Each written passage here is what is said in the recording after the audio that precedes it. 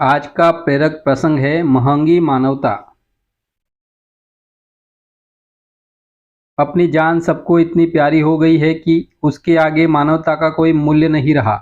जबकि शरीर नश्वर है, जन्म मरण का चक्र चलता ही रहता है। एक जन्म चला भी जाए तो क्या, हमारी मानवता तो अमूल्य है, इसे तो खोना नहीं चाहिए। श्री रफ़ी अहमद किदवई भारत के एक ऐसे ही सपूत थे जिन्होंने मानवता को सदैव आगे रखा, उसे कभी छोड़ा नहीं। जिस प्रकार वे भारत की स्वतंत्रता के लिए आज़ादी की लड़ाई में कूद पड़े थे, प्राणों का मोह त्याग कर, उसी प्रकार आज़ादी के बाद केंद्र में मंत्री बनने के बाद भी वे कभी अपने प्राणों के मोह में नहीं पड़े।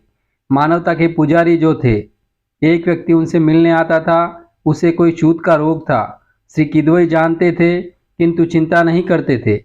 एक दिन जब वह व्यक्ति आया हुआ था, तब श्री किदवई स्वयं अपने हाथ से उसे चाय पिलाने लगे। उनकी पत्नी ने देख लिया। उस व्यक्ति के चले जाने पर पत्नी श्री किदवई पर खूब बरसी। आपने तो हद ही कर दी, उस आदमी को छूत का रोग है, आपको मना किया कि उसे यहाँ ना आने दे, किंतु मेरी सुनता कौन है। और अब तो आप स्वयं उसे अपने हाथ से चाय भी पिलाने लगे। और भी बहुत कुछ कहा उनकी पत्नी ने। पति की चिंता रखने वाली पत्नी के लिए स्वाभाविक भी था, किंतु एक महान मानवतावादी व्यक्ति के लिए भी जो कुछ स्वाभाविक था वह था ही।